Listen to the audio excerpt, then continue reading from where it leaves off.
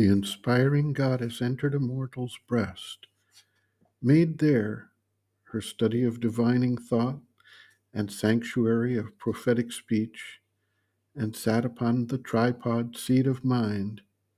All was made wide above, all lit below. In darkness core she dug out wells of light, on the undiscovered depths imposed a form, lent a vibrant cry to the unuttered vasts, and through great shoreless, voiceless, starless breadths bore earthward fragments of revealing thought, hewn from the silence of the ineffable.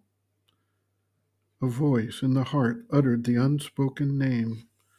A dream of seeking thought wandering through space entered the invisible and forbidden house. The treasure was found of a supernal day.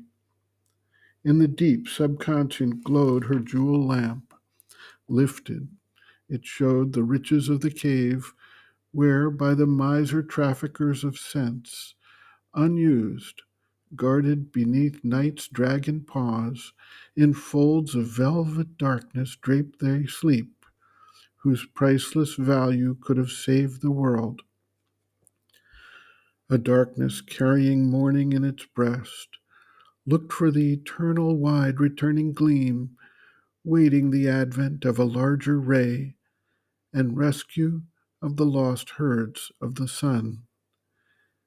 In a splendid extravagance of the waste of God, dropped carelessly in creation's spendthrift work, left in the chantiers of the bottomless world, and stolen by the robbers of the deep, the golden shekels of the eternal lie, hoarded from touch and view and thought's desire, locked in blind antres of the ignorant flood, lest men should find them and be even as gods.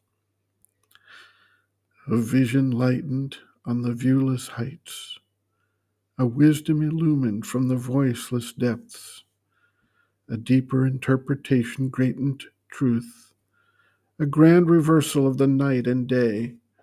All the world's values changed, heightening life's aim. A wiser word, a larger thought came in than what the slow labor of human mind can bring. A secret sense awoke that could perceive a presence and a greatness everywhere. The universe was not now this senseless whirl, borne round inert on an immense machine. It cast away its grandiose, lifeless front, a mechanism no more, or work of chance, but a living movement of the body of God. A spirit hid in forces and in forms was the spectator of the mobile scene. The beauty and the ceaseless miracle let in a glow of the unmanifest. The formless, everlasting moved in it, seeking its own perfect form in souls and things. Life kept no more a dull and meaningless shape. In the struggle and upheaval of the world, he saw the labor of a Godhead's birth, a secret knowledge masked as ignorance, fate covered with an unseen necessity, the game of chance of an omnipotent will, a glory and a rapture and a charm. The all blissful sat unknown within the heart. Earth's pains were the ransom of its prisoned delight. A glad communion tinged the passing hours. The days were travelers on a destined road, the nights companions of his musing spirit. A heavenly impetus quickened all his breast. The trudge of time changed to a splendid march. The divine dwarf towered to unconquered worlds. Earth grew too narrow for his victory. Once only registering the heavy tread of a blind power on human littleness, life now became a sure approach to God, existence a divine experiment, and cosmos the soul's opportunity. The world was a conception and a birth of spirit in matter into living forms, and nature bore the immortal in her womb, that she might climb through him to eternal life. His being lay down in bright immobile peace, and bathed in wells of pure spiritual light. It wandered in wide fields of wisdom self, lit by the rays of an everlasting sun. Even his body's subtle self within could raise the earthly parts towards higher things and feel on it the breath of heavenlier air. Already it journeyed towards divinity, upbuoyed upon winged winds of rapid joy, upheld to a light it could not always hold. It left mind's distance from the truth supreme and lost life's incapacity for bliss. All now suppressed in us began to emerge.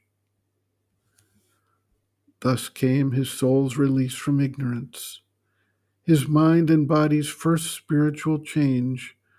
A wide God knowledge poured down from above, a new world knowledge broadened from within. His daily thoughts looked up to the true and one. His commonest doings welled from an inner light. Awakened to the lines that nature hides, attuned to her movements that exceed our ken, he grew one with a covert universe. His grasp surprised her mightiest energy springs. He spoke with the unknown guardians of the worlds. Forms he descried our mortal eyes see not. His wide eyes bodied viewless entities.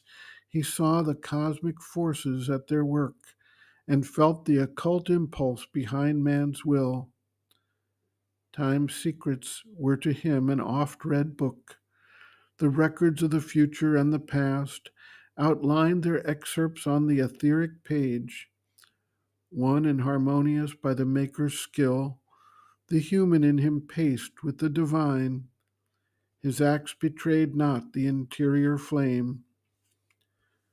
Thus forged the greatness of his front to earth, a genius heightened in his body's cells that knew the meaning of his fate-hedged works, akin to the march of unaccomplished powers beyond life's arc and spirit's immensities.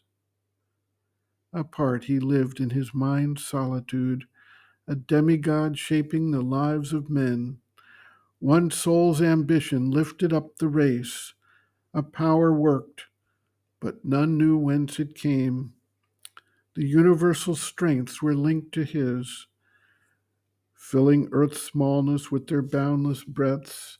He drew the energies that transmute and age, immeasurable by the common look. He made great dreams a mold for coming things, and cast his deeds like bronze to front the years. His walk through time outstripped the human stride, lonely his days, and splendid like the sun's.